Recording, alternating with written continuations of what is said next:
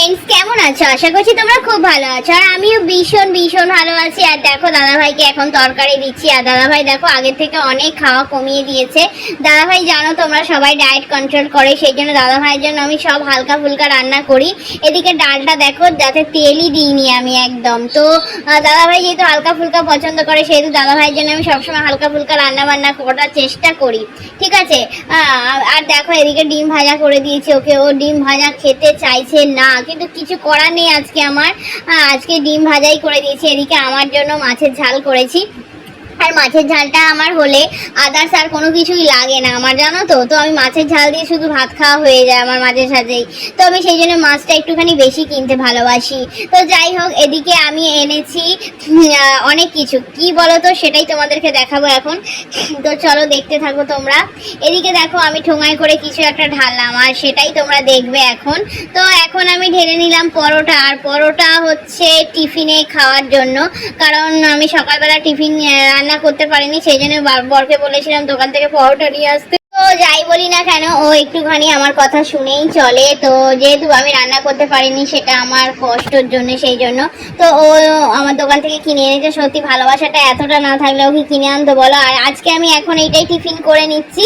তো এটা টিফিন করতে করতে তোমাদের সাথে একটা জিনিস শেয়ার করি, সেটা হচ্ছে যে আমি অনেকদিন আগেই তোমাদেরকে বলেছিলাম যে দেবের সঙ্গে দেখা করতে যাব। সেটা কিন্তু আমার একদম গোপন কথা ছিল, সেটা কিন্তু আমি তোমাদের সাথে কখনো শেয়ার করিনি, কারণ তোমাদের সাথে শেয়ার করলে তোমরাও একটুখানি চাইবে যে দেবদার সাথে দেখা করতে যাই, কিন্তু এটা তো একান্তই আর ব্যক্তিগত বলতে গেলে অনেকটা ব্যক্তিগত, অনেকটা সবার সঙ্গে প্রচার করার মতো।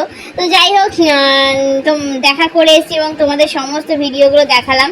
এটা তার পরের দিন আমরা হচ্ছে ঝোল ভাত খাচ্ছি, কারণ তোমরা বলেইছি আগে যে দাদা ডায়েট কন্ট্রোল করে। আর আমি এদিকে শুকনো লঙ্কা ভেজে আর আমি ভাত খাচ্ছি। আমার আজকে কি জানি কেন মনে হয়েছে এটা করার, জানি না।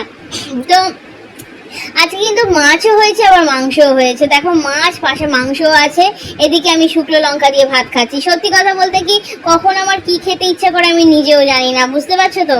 হ্যাঁ, আমার কখন যেটা যখন মনে হয় আমি সেটা তখন খাই। আর এই শুকনো লঙ্কা দিয়ে ভাত মেখে খেতে যে আমার এত ভালো লাগে, সেটা তোমরা না দেখলে বুঝতে পারবে না। দারুণ টেস্টি হয় খেতে, আর আমার তো ভীষণই ভালো লাগে। আর এই ঝোলটা করেছি আমি মাছের লেজা দিয়ে, খেতে আমার ভীষণ ভালো লাগে। তোমরা তো জানো যে আমার একটুখানি মাংস থেকে মাছ খেতে বেশি ভালোবাসি আমি। তো দাদাভাই মাংস খেতে ভালোবাসে, আর দাদাভাইয়ের জন্য হালকা ফুলকা রান্না করে দেওয়া হয়েছে। তো এখানে ভাবছো যে অনেক কালার দিয়েছি, হেন তেন অনেক কিছু দিয়েছি, এটা হয়তো তোমরা ভাবছো, কিন্তু না। এই মাংস তরকারিতে আছে দুটো টমেটো, যেটাতে কালারটা আমার এসেছে। তো আমি মাংস তরকারি অনেকক্ষণ ধরে কষি, কারণ আমি তেলটা অল্প দিই, এই কারণে দাদা অত তেল খেতে ভালোবাসে না, সেই জন্য। আর আমি শুধু সবসময় খাই খাই খাই খাই করি, দেখছো তো আমি কত মুটকি।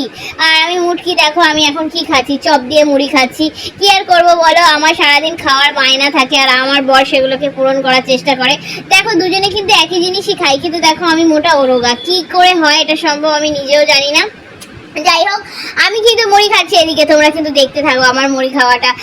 তো মুড়ি খেতে খেতে একটা কথাই মনে পড়লো যে গাছের লঙ্কা তুলে আনলে বেশ ভালো হতো। তো আমার বর সঙ্গে সঙ্গে গেল আমার জন্য গাছের লঙ্কা তুলে আনতে। তো দেখো এটা হচ্ছে আমাদের গাছের লঙ্কা। আর এখন মুড়ি দিয়ে চা খাচ্ছি। আর দেখো দুধ চা, এদিকে পেঁয়াজ লঙ্কা চানাচুর সমস্ত কিছু দিয়ে মুড়ি মাখিয়েছি, আর এদিকে চা নিয়েছি। ব্যাপারটা কত সুন্দর মজাদার না? আমার তো ভীষণ ভালো লাগে এরকম দুধ চা খেতে। আর দুধ চা খেতে কার কার ভালো লাগে একটুখানি কমেন্ট করে জানিও। আর বিশেষ করে আমার এরকম মশলা মুড়ি হবে, তার সাথে একটুখানি চা হবে, আর ব্যাপারটা পুরো জমে যায় অবস্থা।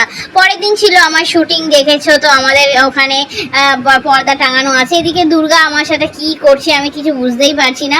দুর্গা আমার সাথে বলছে চল তোকে আমি বিয়ে করবো। আমি কি বলছি সেই সব।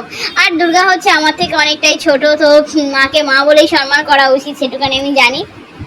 তো আজকে কিন্তু দুর্গার জন্যই আমি কিন্তু পৃথিবীতে তোমাদের হাত থেকে পুজো পাচ্ছি। আর এদিকে দেখো আমাদের বিশ্বকর্মা ঠাকুর চলে এসেছে। তো দারুণ লাগছে আমাদের বিশ্বকর্মা ঠাকুরটাকে, যদিও আমি এখনো মুখ দেখিনি, তবে আমার বর পছন্দ করে এনেছে। আমার বর পছন্দ করে আনলে তো ব্যাপারটা খুব ভালোই হয় আমি জানি।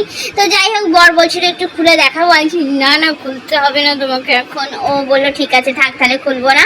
তো তারপরে ও কিন্তু ঠাকুরটাকে বসিয়ে দিয়ে আবার চলে গেল। টাটা সবাইকে, সবাই ভালো থেকো।